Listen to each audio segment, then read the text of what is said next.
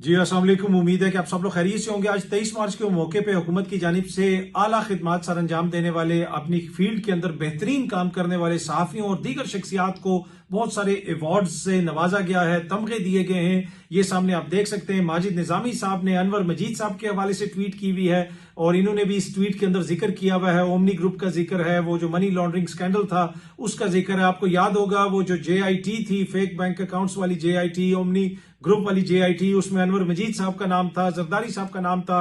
जरदारी साहब पे संगीन इल्जाम थे, अनवर मजीद साहब पे संगीन इल्जाम थे।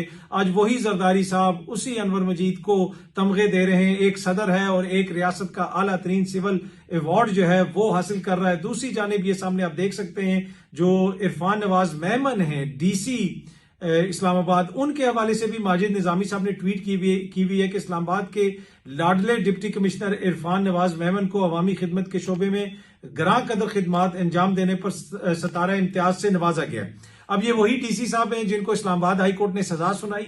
इनको 6 महीने की सजा हुई तौहीन अदालत के केस के अंदर, और वो फिर केस इस वक्त जो सजा है वो मुअत्तल है, उसका मुकदमा अभी भी पेंडिंग है।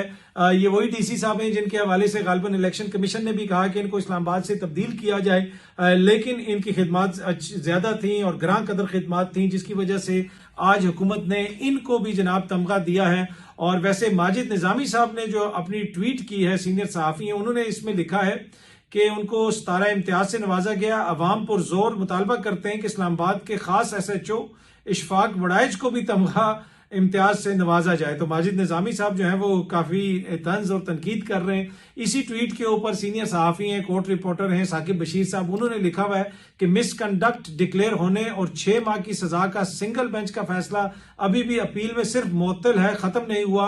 अवार्ड भी मिल गया है क्या? मतलब वो कह रहे हैं कि जी अवार्ड भी मिल गया है, कि ये सूरत हाल है, लेकिन इसके ऊपर भी उनको अवार्ड मिल गया। लेकिन एनीवे हुकूमत ने यकीनन अपनी तसल्ली की होगी और इनकी खिदमात ऐसी होंगी जो हम सहाफियों को हो सकता है कि शायद मालूम ना हो। वैसे एनीवे ये सामने आप देख सकते हैं, ये डॉन न्यूज की खबर है और ये इस खबर के अंदर ये तफसील लिखी हुई है कि Islamabad DC, SSP, SHO convicted in contempt of court case on Friday convicted deputy commissioner DC Irfan Nawaz Memon. ये उन्होंने IHC यानी इस्लामाबाद हाई कोर्ट ने इनको कन्विक्ट किया है और इसके अंदर भी इरफान नवाज मेमन साहब का जिक्र है। तो उन्हीं DC साहब को जनाब अब ये तमगा, बड़ा हाईएस्ट तमगा मिल गया है। ये ECP के हवाले से भी खबर आप देख सकते हैं। ECP again directs government to transfer capitals DC police chief. तो ये वही DC साहब हैं जनाब, इनको अब तमगा दे दिया गया है जिनको सजा हुई थी इस्लामाबाद हाई कोर्ट से। सजा उनकी अभी मुअत्तल है, खत्म नहीं हुई है, पर हुकूमत की जानिब से इनको ये तमगा दिया गया। इसके अलावा बहुत सारे सहाफियों को दिया गया है। ये सामने आप देख सकते हैं, मुजम्मिल सोहरवर्दी साहब को दिया गया है, कामरान शाहिद साहब को दिया गया है, नसरुल्लाह मलिक साहब को दिया गया है, मुनीफ फारूक साहब को तमगा दिया गया है। जिस तरह मुजम्मिल सोहरवर्दी का भी मैंने जिक्र किया, उसके साथ साथ हसन अयूब साहब को भी तमगा दिया गया है। और ये सामने आप देख सकते हैं, ये जो शख्सियत है इनको भी तमगा दिया गया है। ये तस्वीर आप सामने देख सकते हैं उमर फारूक जहूर साहब की, इनको भी अवार्ड दिया गया है, इनको भी इस वक्त तमगे से नवाजा गया है। ये वही साहब हैं जिनके ऊपर माजी में मुख्तलिफ किस्म के इल्जामात लगते रहे। अब पाकिस्तान के अंदर इन्वेस्टमेंट लाने पे इनको गालबन ये अवार्ड दिया गया है, इस तरह की खबर भी रिपोर्ट हो रही है। और उसके साथ साथ अगर आप गुज़िश्ता बरस की खबरें देखें, जब ये सारा मामला शुरू हुआ था और ये अवार्ड इनके लिए अप्रूव हुआ था, ट्रिब्यून ने इसको रिपोर्ट किया था और ये 14 अगस्त 2024 की खबर है कि Omar Farooq approved for Hilale Imtiaz for exposing Toshakhana case. ये वही शख्सियत हैं जिनके ऊपर नॉर्वे में फ्रॉड का इल्जाम लगता है। VG जो नॉर्वे का अखबार है, उन्होंने इनके ऊपर बड़े संगीन इल्जामात लगाए। इन्होंने गालिबन अब कोई शायद उनको तौहीन अदालत का कोई नोटिस वगैरह भी भेजा है, लेकिन VG की वेबसाइट के ऊपर ये सामने देख सकते हैं, अभी भी ये जो है आर्टिकल वहां पे लगा हुआ है, छपा हुआ है, जिसमें ये बताया गया है कि Ghana's minister of power signed a deal with a man from Oslo wanted for fraud and organised crime. The deal is worth 510 million. और इस अगर आप हेडलाइन देखें जो ऊपर तस्वीर लगी हुई है, इसमें इस तरफ जो सबसे बड़ी तस्वीर है वो उमर फारूक जहूर वांटेड फॉर ऑर्गेनाइज्ड क्राइम। ये नॉर्वे का न्यूज़पेपर है VG, अभी भी उनकी वेबसाइट के ऊपर ये चीज लगी हुई है और साथ ये दस्तावेजात वगैरह भी लगी हुई हैं। इस तरफ आगे दुबई और घाना की जो शख्सियात हैं उनकी तफसीलात हैं, और अगर आप इस खबर की डिटेल पढ़ें उसके अंदर भी तमाम तर डिटेल्स दी गई हैं और मुख्तलिफ किस्म के जो इल्जाम आते हैं वो उमर फारूक साहब पे लगाए गए हैं। उमर फारूक साहब के ऊपर पाकिस्तान में भी इल्जाम लगते रहे, पाकिस्तान में भी उनके ऊपर मुकदमा चलता रहा, ये सामने आप देख सकते हैं। जियो न्यूज भी इसको रिपोर्ट कर रहा है कि foreign marriage, Interpol red notice, इनके खिलाफ इंटरपोल के रेड नोटिस जारी हुए थे। How businessman Umar Farooq Zahoor became entangled with FIA over ex wife's complaint. तो वो भी सारी स्टोरी है, ये बाकी सारी स्टोरियां भी हैं, लेकिन बड़ी स्टोरी ये है कि इन्होंने वो तोशा खाना के गालबन गिफ्ट वगैरह खरीदे थे और फिर वो एक सलीम साफी को इंटरव्यू भी दिया था। पर एनीवे इनको भी अब ये अवार्ड दिया गया है, पाकिस्तान का एक आला सिविलियन अवार्ड इनको दिया गया है। यकीनन इनकी खिदमात होंगी जिसकी वजह से ये अवार्ड इनको दिया गया है। बहुत सारे सहाफियों का मैंने जिसने जिक्र किया, अफसरान का जिक्र किया, बहुत सारे लोगों को अवार्ड्स मिल रहे हैं। और एक तनकीद ये हो रही है सहाफियों के ऊपर कि जो इस वक्त हालत है मुल्क के अंदर, जिस किस्म के कानून बनाए जा रहे हैं हुकूमत की जानिब से, कोई किसी सहाफी को ये मसला है, किसी इदारे को वो मसला है, ऐसे माहौल के अंदर क्या सहाफियों को हुकूमत की जानिब से अवार्ड्स लेने चाहिए, ये तनकीद हो रही है। आज ही एक और खबर आई है सामने, आप देख सकते हैं, एक्सप्रेस न्यूज इसको रिपोर्ट कर रहे हैं कि पीका एक्ट के तहत, जो पीका कानून में तब्दीली की गई है, अब उसके तहत पिंडी के ट्रैफिक पुलिस ने एक शख्स के खिलाफ पर्चा दर्ज करवा दिया है पीका कानून के तहत, क्योंकि उसने उनकी वीडियो बनाई थी जब वो कोई वहां से गाड़ियां शाड़ियां उठा रहे थे। पुलिस का मौकिफ ये है कि वो गाड़ियां गलत पार्क हुई हुई थी और इस शख्स ने वीडियो बना के अवाम के अंदर नफरत, जी हाँ जी, नफरत फैलाई है इदारे के खिलाफ। अगर मैं थोड़ी सी ये खबर पढ़ के आपको सुनाऊं तो आपको पढ़ के अंदाजा होगा, बल्कि मुझे तो पढ़ के अंदाजा होगा, आपको सुन के अंदाजा होगा कि चीजें इस मुल्क में किस तरफ जा रही हैं। सिटी ट्रैफिक पुलिस की जानिब से शहरी के खिलाफ मुकदमा थाना कैंट्स में सिटी ट्रैफिक पुलिस के वार्डन की मुद्दत में दर्ज किया गया। ये रावलपिंडी में जनाब पीका एक्ट के तहत ये मुकदमा दर्ज किया गया। ट्रैफिक पुलिस एहलकार इमरान सिकंदर ने दरखास्त में मौकिफ अपनाया है कि स्टाफ के हमरा वो ड्यूटी पर मौजूद था। रिजवान सिंगर नामी अकाउंट से टिकटॉक वायरल हुई, वीडियो को दीगर स्टाफ ने भी देखा। अब ये कौन सा स्टाफ है जो हर वक्त बैठ के वीडियोस देखता रहता है, पर एनीवे उन्होंने कहा कि video Hussain autos Kashmir road के बाहर रॉन्ग पार्किंग पर गाड़ी को उठाने की थी, जिसको बाकायदा चालान टिकट जारी किया गया था। हुसैन ऑटोज के मालिक ने बदनीति और झूठ पर मबनी वीडियो बनाकर वायरल करके अवाम में पुलिस के खिलाफ नफरत अंगेजी और इश्तियाल फैलाने की कोशिश की है।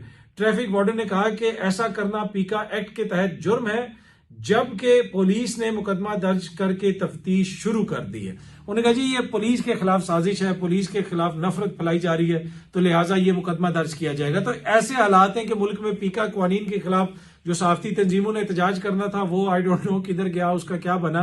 पर ऐसे माहौल के अंदर तनकीद ये हो रही है कि क्या सहाफियों को इस हुकूमत से, जिसका ये रवैया है, उससे तमगे लेने चाहिए, अवार्ड्स लेने चाहिए। हर किसी की राय है, वो अपनी अपनी राय कोई दे सकता है। मेरे ख्याल में जिन्होंने तमगे लिए हैं उनको बहुत बहुत मुबारक हो। और जितनी तादाद में मिल रहे थे, तो मैं उधर से गुजरा एक दफा प्रेसिडेंट हाउस के पास से, प्रेसिडेंसी के पास से, तो मैं सोच रहा था कि घंटी बजा के पूछ लूं कि क्या पता कोई मेरे लिए भी उन्होंने कोई तमगा रखा हो, और अगर बहुत ज्यादा रश है अंदर तो पार्सल ही कर दें तमगा, कोई हम साथ ले जाते हैं। पर एनीवे ये तो लाइटर नोट पे बहुत सारे लोगों को मिला, अरसा दराज से लोग अपनी अपनी मेहनत कर रहे हैं अपनी अपनी फील्ड में, तो जिन जिन को ये तमगे मिले हैं उनको बहुत बहुत मुबारक हो। और हम उम्मीद कर सकते हैं कि हुकूमत की तवक्को के ऐन मुताबिक ये लोग इसी तरह अपनी अपनी फील्ड में ग्रां कदर खिदमात सर अंजाम देते रहेंगे। एक और चीज जो इस वक्त सोशल मीडिया पे काफी ज्यादा जेर बहस है, वो सदर जरदारी साहब की आज की तकरीर है जो उन्होंने 23 मार्च के मौके पे की। और लग रहा ऐसे था कि शायद वो कुछ अल्फाज बोलने में उनको मुश्किल आ रही थी और वो थोड़ा सा हकला रहे थे, वो उतना वो नहीं था जिसे आप कह सकते हैं ना, फ्लुएंट नहीं थे वो अपनी तकरीर के अंदर। अल्लाह ताला उनको सेहत जिंदगी दे, हो सकता है कि शायद आज उनकी तबीयत ठीक नहीं थी, लेकिन ये हमारे कमांडर इन चीफ की एक तकरीर थी और बड़े भरपूर तरीके से उन्होंने तकरीर की। उसका कंटेंट जो था वो बड़ा जबरदस्त था। सोशल मीडिया पे ये बहस एक है जो अलग चल रही है कि क्या आया उनको जो उन्होंने तकरीर दी है, क्या वो अप टू द स्टैंडर्ड थी, जो उन्होंने स्पीच की है वो बार बार बीच में रुक रहे थे, कुछ जगहों के ऊपर वो रुके, उनको मुश्किल आ रही थी। और पहले भी हम देख चुके हैं कि जरदारी साहब के सेहत के हवाले से इस तरह की खबरें आती रही हैं कि उनकी सेहत नहीं है, दुरुस्त नहीं है, वो बाहर जाके इलाज वगैरह भी करवाते रहे। तो उनके लिए नेक तमन्नाएं हैं और उम्मीद है कि अगले साल जब 23 मार्च की वो तकरीर करेंगे तो वो मुकम्मल सेहतयाब होंगे, बेहतर तरीके से जो है वो इस तकरीर को डिलीवर कर सकेंगे। फिर दूसरा ये है कि वो तकरीर में जो अल्फाज भी लिख दिए जाते हैं, वो आज भी एक जर्नलिस्ट दोस्त से बात हो रही थी, वो ये कहते हैं कि वो जरदारी साहब का तो ये ना कि हम सब दोस्तों के साथ मिलकर चीजों को आगे लेके चलेंगे, सादा सादा अल्फाज में, वो बहुत मोटे मोटे अल्फाज भी लिख दिए जाएं तकरीर के अंदर, तो उससे भी सम टाइम पढ़ने में उससे थोड़ा सा इशू होता है। सो वंस अगेन जी, जिन जिन लोगों को अवार्ड मिले हैं उनको बहुत बहुत मुबारक। और असल में अगर कोई मुबारक की यहाँ पे हकदार है, कोई चीज, कोई शख्सियत या कोई लोग, कोई एंटिटी, तो वो तो हुकूमत वक्त है, जिन्होंने तमाम इस टैलेंट को अप्रिशिएट किया, तमाम इस टैलेंट को देखा, चाहे वो उमर फारूक जहूर साहब हो जाएं या कोई सहाफी हो जाए या कोई अदालत से तौहीन अदालत के मुकदमे में सजा याफ्ता अफसर हो जाए, जो भी हो। और वो उन्होंने उसको, जिसे कहते हैं ना कि सिर्फ सरफेस पे चीजों को नहीं देखा। सरफेस पे तो चीजें आपको इस तरह की नजर आती हैं जैसे कोई अदालती फैसला है या कोई माजी का मुकदमा है, लेकिन उन्होंने गहराई में जाके तहकीकात करके देखा कि इनकी असल खिदमात कितनी अच्छी हैं और कितना बेहतरीन ये काम अंजाम देते रहे। तो ये एक पॉजिटिव साइन है, एक पॉजिटिव चीज है कि हुकूमत ने थोड़ा सा गहराई में जाके चीजों को देखा।